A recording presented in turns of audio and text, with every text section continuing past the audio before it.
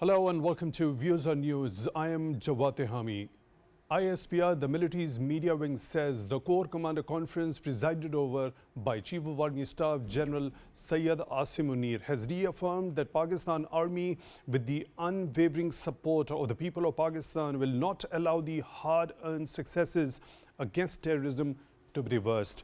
The forum deliberated on a range of measures to neutralize the threats active particularly in Balochistan and Khyber Pakhtunkhwa. The forum was also briefed on the prevailing geostrategic environment, national security challenges and strategic and operational responses to emerging threats. So we'll be taking the analysis regarding the importance of this particular Corps Commanders conference and also many important points discussed and deliberated upon. Also, Pakistan's Foreign Secretary Cyrus Sajjad Qazi at the 50th session of the Organization of Islamic Cooperation Council of Foreign Ministers meeting has urged the OIC to work collectively to combat all forms of terrorism. He has also highlighted and mentioned certain important points in that regard. We'll be taking analysis regarding that also.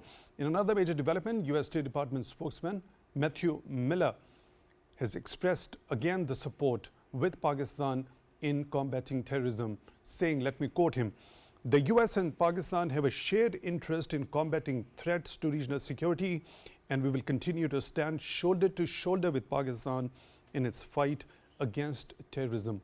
Unquote. Let me quickly bring in our esteemed panel of guests who are joining us both in the studio as well as online. Dr. Shafqat Munir, security analyst, joining us in the studio. Thank you very much for your time, for being with us on the show tonight. Really appreciate that. Also on Skype at the same time, we are honored to have been joined by Mr. Hassan Khan, senior analyst. Mr. Khan, thank you very much for your time, also for being with us on the show tonight. We really appreciate that. Let me begin the discussion with you, Dr. Munir. Now, this particular statement by Inter-Services Public Relations, the Army has reaffirmed that particular commitment with the unwavering support of the people of Pakistan. It won't allow those hard-earned successes gained against terrorism to be reversed. Now, looking at this particular part, when it comes to the unwavering support of the people of Pakistan to the armed forces in combating this menace, how important and crucial that is in making all the efforts or whatever the measures the armed forces, the authorities put in into a success.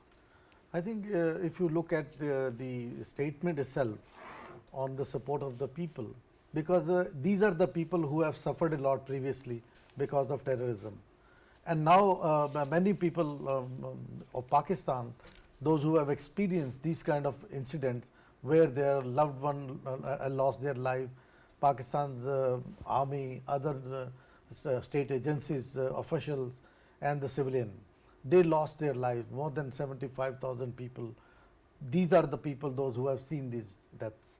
And after that, we have seen that Pakistan Army has controlled this menace and it was rooted out before this Terrorism 2.0 came again. I'll come later on. That's why people realize how peace is important, how oppression or the actions against them are important. Even today, I was hearing JUI chief, he has called for that among the security situation, there should be a stringent action against terrorism. So that's the support which is expressed from the leadership also and from the people. People want peace. That's why all the actions taken by Pakistan Army, they are supported by the people, because if there is no peace, people are at the loss of everything. So that's why this statement is important, that people are behind and the army is on the front. And secondly, the second thing is that why it is important that the forum has decided that there would not be any kind of leverage that these people can come again, because they know the routing, they know that how they fought over the years. And security analysts across the world, they know how Pakistan Army is trained to root out these kinds of elements. That's why now if this situation is moving that side, that is a commitment shown by the leadership, the senior leadership, top brass of Pakistan Army, that they will not let it happen. Why it is happening? Because there are several reasons. Because the border situation, crossing from the border, many lapses, and of course one thing we should not forget, that was the time when these terrorists were given some time, negotiations were held with them on their demand. The terrorists who were in jail and otherwise they were allowed to come back in the society. That period was a problematic that allowed them to research. Actually, what happens in the peace process or in the security situation, if such kind of actions are recommended, that negotiation and other things, they are not allowed directly to the society. They are de-radicalized, then they are tested, only then they are left for to be re-emerge or reunite in society. But unfortunately, in the recent past, it was not done. A very Only important point negotiation that you and, have just highlighted. I'll come back to you to take your deeper understanding regarding as to what exactly the damage was done when those negotiations were carried out without de-radicalizing those elements. And that actually allowed them to embolden themselves again against challenging the writ of the state. Let me proceed with the discussion. Mr. Khan, when we talk about the unwavering support of the people towards the armed forces when it comes to combating the menace of terrorism, what does it actually provide to the armed forces in terms of morale and that psychological strength?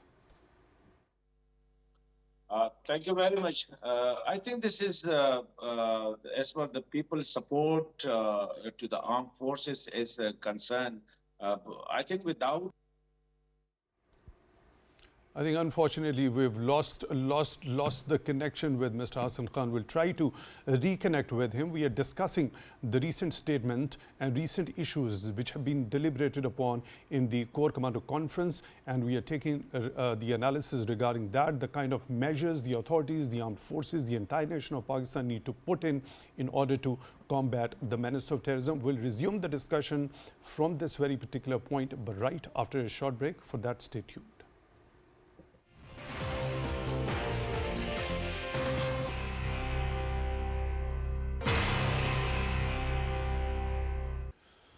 Hello and welcome back to Views on News. We are discussing Pakistan's authorities' efforts and measures to combat the menace of terrorism with the unwavering support of the people of Pakistan. In the studio, we are joined by Dr. Shafqat Munir, security analyst, and on Skype we are joined by Mr. Hassan Khan, senior analyst. Mr. Khan, before going on the break, you were giving your view regarding as to what kind of effect does the unwavering support of the people towards the armed forces, the authorities, does render when it comes to combating this menace of terrorism in terms of boosting morale and giving that psychological strength?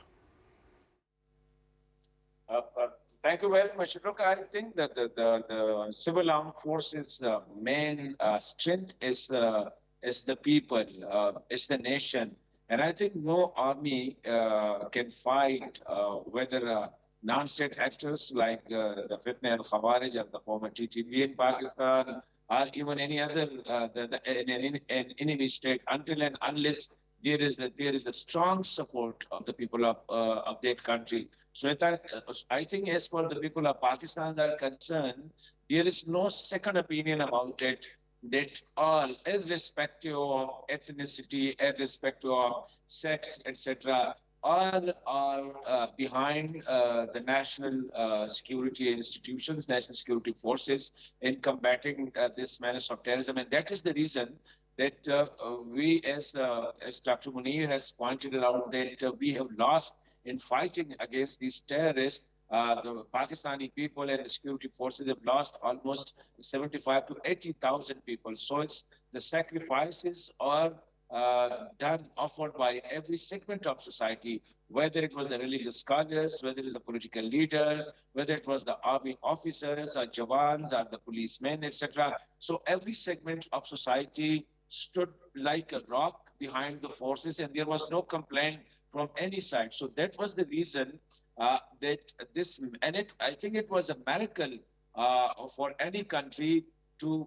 cleanse the entire area and the population, densely populated area like Swat and the other districts of these terrorists. So without the support of the people, without the strong resolve of the nation, So I think no army, including I think the Pakistan army, would have fought such a long battle. The battle was spread over almost a decade and a half.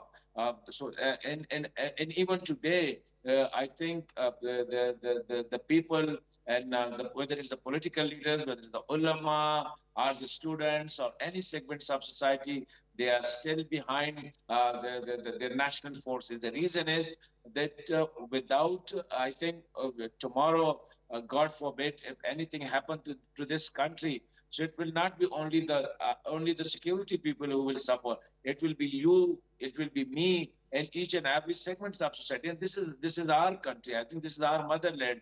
So this is, I think, the religious, the moral, and the national responsibility of each and every person to stood behind its forces, whether it is the civil armed forces or whether the security forces, and that's the only way. Otherwise, I think we have in front, we are witnessing countries like Afghanistan, we are witnessing countries like Libya, Iraq, and many others where there was a what we call it a huge trust deficit between the people and their security institutions. So I think they have lost against these non-state actors. And so as for Pakistan is concerned, I think there is no second opinion about it, that the people, there may be political. Mr. Hassan, I receive your point very well. When we talk about the recent, you already mentioned it was nothing less than a miracle. When Pakistan was faced with this particular challenge in the past, there was a national consensus. The people of Pakistan giving that unflinching support, relentless support to the armed forces of Pakistan, through which the armed forces were able to break the backbone of terrorism at that particular time, cleanse the nook and the corner of the country from this particular menace. Unfortunately, as Dr. Munir has pointed out, now we are faced with terrorism 2.0, and particularly after the takeover of Kabul by the Afghan Taliban and Fitna al-Khawarij using Afghan soil to perpetrate their heinous acts here in Pakistan. Now this top army brass has also deliberated upon various measures to neutralize the threats, particularly active in KP and Balochistan. What ideal measures could those be in order to neutralize those threats which are particularly active in KP and Balochistan? I think if you look at the statement of the Corps Commander Conference, they mention that the proxies, the sympathizers, are those who are supporting these terrorist network, whether they are within the country or they are outside the country, will be taken care of. So I think the statement or the resolve of the Corps commanders or the top military brass is quite clear. That they have mentioned it in a way that the support is definitely from across the border, and I think it's an open secret now. The United Nations has mentioned it. The other regional countries are pointing fingers toward it. That at the moment, TTP is the biggest terrorist network operating from Afghanistan. The Al Qaeda is standing behind it. Al Qaeda is providing training facilities to it. Strategic thinking and strategic planning is provided by Qaeda. Even the support is also coming out from Al Qaeda. The Taliban, Afghan Amarat Islami has closed their eyes to the fact that its soil is, despite the fact that in Doha Agreement, they agreed that they will not allow anybody to use the Afghan soil against any other country. So it is quite unfortunate that the Amarat Islami succeeded in stopping ETIM, attacking the Chinese network, IMU, attacking the Uzbekistan or the Tajikistan, etc. But they miserably failed. In a way, they are in a way morally, even otherwise, supporting the TTP. So I think this is a big threat, and unfortunately, the two provinces which you mentioned, this is Balochistan and KP, they are at the front. And no doubt the border is secured, but it is not that much secured that you can completely stop infiltration, because no other country, even the most developed countries like the United States of America, they haven't completely plugged their borders with the neighboring countries. So these are the measures. On the other side, I think my point is that we need to engage Amarat Islami at different level. we need to use diplomatic corps properly. We also need to use our religious scholars because most of the Amarat Islami people, they have studied in the Pakistani madrasas. And definitely we have this understanding that the religious students or scholars, they have a lot of respect for their teachers. So we need to engage them also. We need to engage our political leaders who have somehow have a clout across the border. So we need to have multiple attacks. Pronged strategy, you're of the view, in order to engage with the de facto authorities there in Afghanistan. There's also a statement by a Foreign Secretary of Pakistan, Mr. Cyrus Sajjad Qazi, regarding once again Pakistan advocating the case of the kind of situation that is there in Afghanistan before the international community. Mr. Hassan Khan, I'll come back to you. Let me proceed towards Dr. Munir. Dr. Munir, when we talk about the measures, deliberation upon the measures in order to deal with the threats which are currently active in both Balochistan and Khyber Pakhtunkhwa, what ideal measures the armed forces of Pakistan can and should be taking in order to neutralize those threats? I think first thing is that very clear from the statement that the action would be very stringent, not only against those who are operating inside Pakistan, but the operators, supporters, even outside Pakistan. When we talk about outside, we should not focus just on Afghanistan. We should also think about those who are providing money. And most of the money supply, which has been in several reports has come to fore, is that Indian hand cannot be denied it. And particularly here, I would like to add the post-Indian election situation and the situation in Bangladesh, where Modi has lost, could not get majority seat which they wanted, and the government which was pro-Modi in Bangladesh, that has rooted out. After that, my hunch is that, my security analysis is that there could be some more, agents, those who have been activated, those who were in silos earlier, and they have reactivated them. Don't you think that would be in sheer desperation? Yeah, if they've course. also lost that very popularity within India and also that kind of influence in Bangladesh, and ultimately so they are losing on losing so many fronts. If they have lost in Bangladesh, it means and that they've already been exposed for state sponsorship of terrorism Yes. there in the United States of America as well as in Canada. So losing on all these fronts. Yeah, and so particularly in the region. If they go against Pakistan, wouldn't that be the manifestation of sheer frustration and a desperate attempt to achieve some nefarious designs? It is their frustration, because now what is going to be a regional mix? Now regional, first of all, I would like to say here that America in the bloc system, they put India for a role in South Asia. But after losing Modi, and now Americans are looking at where they should now bank on it, because in the region, American lost their impact in South Asia, and we have the example of Bangladesh, Pakistan and China. I am privy to a regional consultation meeting where the experts from 3 countries, they were discussing what could be the new future scenario in the region. Now China, Pakistan and Bangladesh, they have a potential to steer and lead the region now. With of course India was earlier motivating to destabilize this process, and they were holding the process of SAARC for long. But now SAARC forget, but the regional subgrouping are emerging, which is around 3, this trio. And now this trio will impact certainly Myanmar on the other side, Pakistan, Iran, in these sides, Myanmar, and then Southeast Asia. And this side Nepal, they also have border conflict with India and other conflict.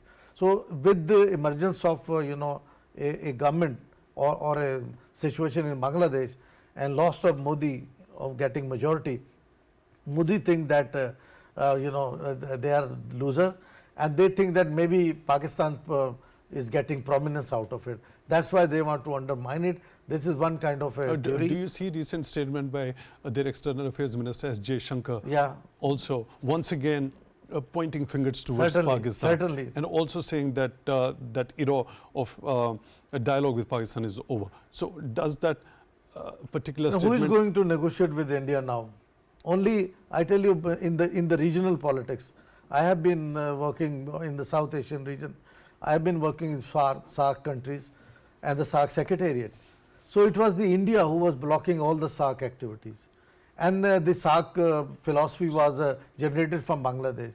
And Bangladesh, not this current, the outgoing government, but the people, those who were having So it's a clear manifestation of the frustration that is running deep down. lost in politics. As far as the people at the hem in India is concerned. So what That's about, why I'm coming to your point on the actions. Now we have to think as a strategy. so strategical before approach. heading towards that particular point. One is the taking your- regional thing.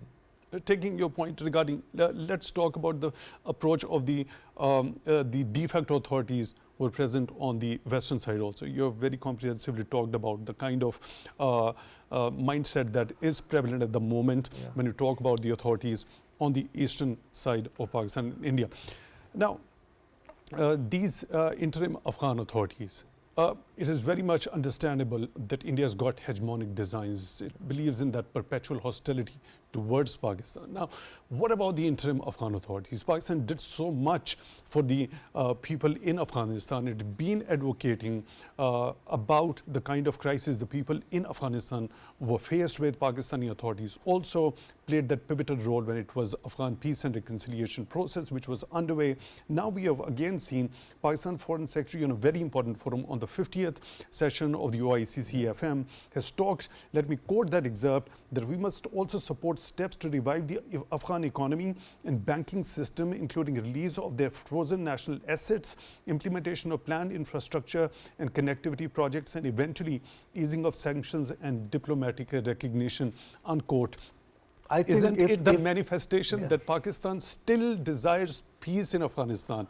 It feels for the people of Afghanistan. It wants peace and stability in Afghanistan. Despite that, we haven't seen that concrete action on the part of interim Afghan authorities to deal with that fitna al-Khawarij. It's very important thing. You know, these offers were already already done by Pakistan, and we have reiterated these offers to Afghanistan. But the question is, as Hassan also rightly mentioned, that when other tahriks or movements inside Afghanistan, if they can curb them, why not TTP? So again, question would be correlated to Indian factor, because and second factor is that TTP is protective of the some of the leaders of Taliban, because within Taliban there is not harmonized kind of situation. So they provide security to them. They have the control on the weapons left by Americans, and they were trained by the outgoing National Army of Afghanistan. So that's why they are supposed to be backbone of Taliban. That's why Taliban do not want a bad relation with them. And of course, I always say they are, identical or ideological twins also. So, but interestingly, And with the Indian connection. Yeah, in a recent statement, the army chief of the de facto authorities of Afghanistan, Fasiyuddin Fitrat, has denied the presence of Fitna al-Khawarij, the banned Tehrik-e-Taliban Pakistan, on the Afghan soil. And he has also said that Pakistan hasn't yet given any sort of evidence to the Afghan authorities. Isn't it ironic? There have been a number of times Pakistani authorities with irrefutable evidence has been telling them, look, this is what is being perpetrated from Afghan soil. And he has also said that the promise that the interim Afghan authorities had made to the international community, they are sticking to that promise. I think this is a laughing stuff, what they are saying. The factual position is that why Pakistan want a stable Afghanistan. Still, the secretary has already mentioned about it. You talked about banking, because the biggest challenges are always when an economy is running. Economy cannot run without the the transaction systems, because money has to come, money has to go, and all these things. Pakistan still want to train them. Pakistan is still investing in the development sector. We have built hospitals and many other things. The only thing is that they are in this state of denial, because my analysis is that their denial, behind their denial, there is a force behind, which is TTP, which they want them to deny it, which they want to dictate them, because they have two powers, TTP. One is they have the weapons, they have the trained people, Secondly, they have a money supply. They do not get money from the Afghan regime. Rather, maybe they could contribute money to them, and money is coming from India. And India is a totally, in the enemy list, and now they are more frustrated. A frustrated enemy always tries again to have a leap and try to jump. And that's why there is a very clear statement coming up now that there is a strong action coming up. So there is no, lack in this thing. And that's why the statement said that all those inside and outside, all will be covered. Right. Let me take this particular point, this particular statement by Mr. Cyrus Sajjad Qazi to Mr. Hassan Khan. Mr. Hassan Khan, still Pakistan feels for people in Afghanistan. It takes that very case of the crisis people in Afghanistan are facing on multiple fronts, also urging the international community not to only engage, but also unfreeze those frozen assets, implementation of the planned infrastructure and connectivity projects, and eventually easing of sanctions until there is a recognition. So why can't we see any sort of reciprocation on the part of interim Afghan authorities, rather that repeated pattern of denial of the presence of Fitna al-Khawarij on Afghan soil? Look, I think Pakistan is a normal state. I think we believe that a peaceful Afghanistan, a stable Afghanistan, which is the Pakistan's stated policy also, a peaceful, stable Afghanistan is in the interest of Pakistan, and there is no doubt in it. Then when there is a stability in Afghanistan, there is a peace in Afghanistan. So definitely Pakistan will also, especially the 2,600 border, 600-kilometer border, will also be somehow secured. So I think that is the Pakistan stated position. And unfortunately, on the other side, as far as the Amarat-e-Islami is concerned, it's not only the Amarat-e-Islami. Before Amarat-e-Islami, even there was what you call it a democratic setup, and there were almost 150,000 international troops in Afghanistan. Even then, Afghan side was used against Pakistan by this terror network. And you might remember that a few days back, the Pakistan's military chief himself has warned the Amarat-e-Islami people, in a way requested them that Pakistan is your friend, Pakistan is your well-wisher, and Pakistan's always stand in support of Afghan. And please don't give preference to these non-state actors, to these terrorists over a country, or a well-wisher like Pakistan.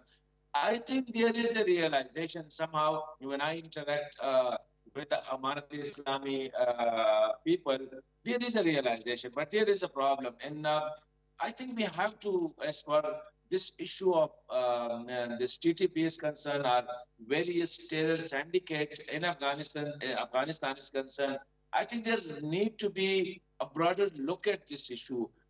This is not the issue of Pakistan. This is not the issue of Afghanistan only. I think this issue is concerning the entire region. And there may be actors. One is mentioned by Dr.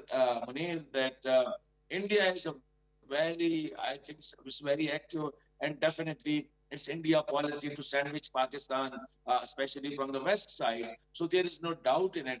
But as for the insurgency in Balochistan is concerned, so I think we need to further look into this issue, that whether it is only Afghanistan which is interested in an unstable insurgent Balochistan, or there are some other countries, much powerful countries, who have interest in an unstable Balochistan, in an unstable Pakistan. So definitely, I think if you look at the Corps Commander Conference, there is a statement saying that the commander take, I think, an overall view of the geostrategic situation in this entire region. So sometime when I see that in whose interest is this unstable Afghanistan, so I think you have to look at the entire region. There is China, there is Russia, there is Iran, there is Pakistan, there is India,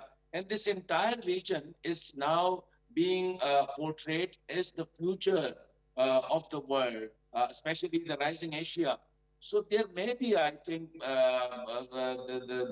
maybe the Amarat Islami is not understanding the reality, or maybe they are too much focused on their internal things. They can't look beyond the screen.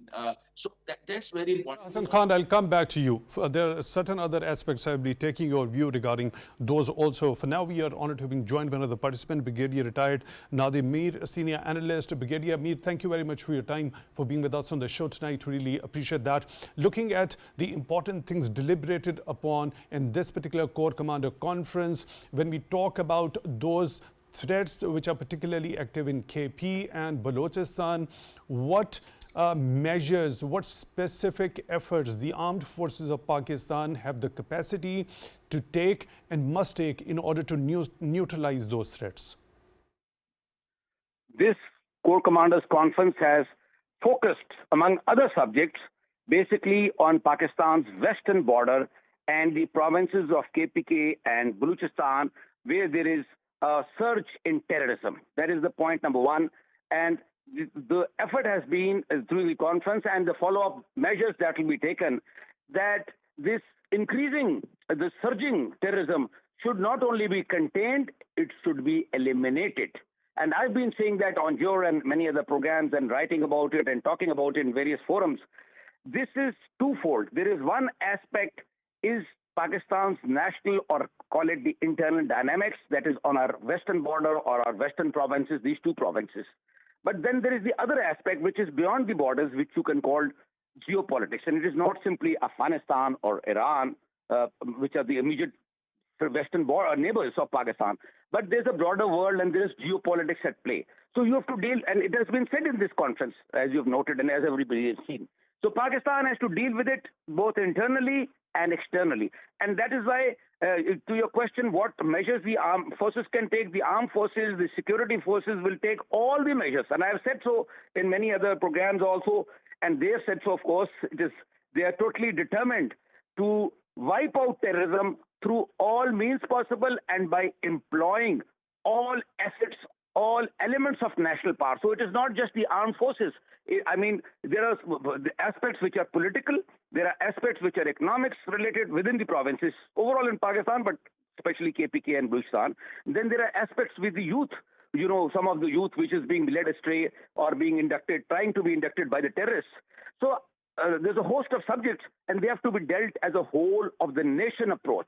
It's not just one element or one institution of the country which has to deal with it. It's a threat to all of Pakistan. So it has to be dealt by all of Pakistan, various institutions and various organizations doing their part in a holistic, comprehensive whole strategy to ensure that terrorism is finished off in Balochistan and KPK. This is the first part. And as I said, I would repeat that it also includes, besides kinetic and security measures or military and law enforcement measures, other measures, which includes looking after the people, healthcare, grievances of people and reaching out to the people and the people's aspirations or some of the people's problems, they're being solved. This is one part. The other part is that it is being greatly orchestrated. First of all, by enemies of Pakistan, which is chiefly India, obviously, because India wants the Western Front. I've been saying it for years now, active, and you have just seen it, and they're increasing it all the time. This attack was bigger than the previous one. Every attack, terrorist attack, is becoming bigger and bigger. So there's a war going on. It is not we should deal with it as a war. And that is why you have to take other measures. I said so earlier, you have the Security Council, you have the world forums, and you have global players. Fortunately, they are friendly to Pakistan. These terrorist attacks or these terrorists have been condemned by the United States, by Russia, by China, by every state, I mean, other than India, who is sponsoring them. Point is well taken. So when you talk about the major powers, you just mentioned the name of the United States of America. We have seen in the recent past a number of times the United States of America expressed the unequivocal and unconditional support towards Pakistan in combating this menace. Now again a statement by State Department spokesman Matthew Miller. Let me quote that the United States and Pakistan have a shared interest in combating threats to regional security, and we will continue to stand shoulder to shoulder with Pakistan in its fight against terrorism, unquote. Now, what should be expected from the US in particular as far as that situation that has unfolded in Afghanistan since the Afghanistan's takeover by the Afghan Taliban after the international troops withdrawal? Most of all, it is the Kabul regime which has to be brought under pressure. And in that, the Americans, the Europeans, the EU, that means, and other countries of the world, including, I said it earlier, including the Russians, because you just note the Russians have condemned it also. And of course, the Chinese stand by you in every way. The Chinese army chief was here at that time and supportive of Pakistan when these terrorist attacks were taking place or had taken place. So I'm saying that the world stands with you. Other than India, we have to be very clear who the enemy is.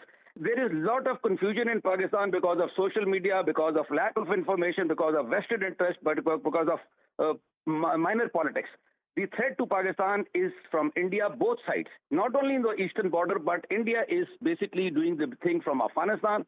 But the base of operations is Afghanistan. So you have to bring the Kabul regime under pressure. And it's not just military pressure. The Kabul regime wants recognition. The Kabul regime wants economics, and so many other things. They recently went to the Chinese, and then they went to the UAE.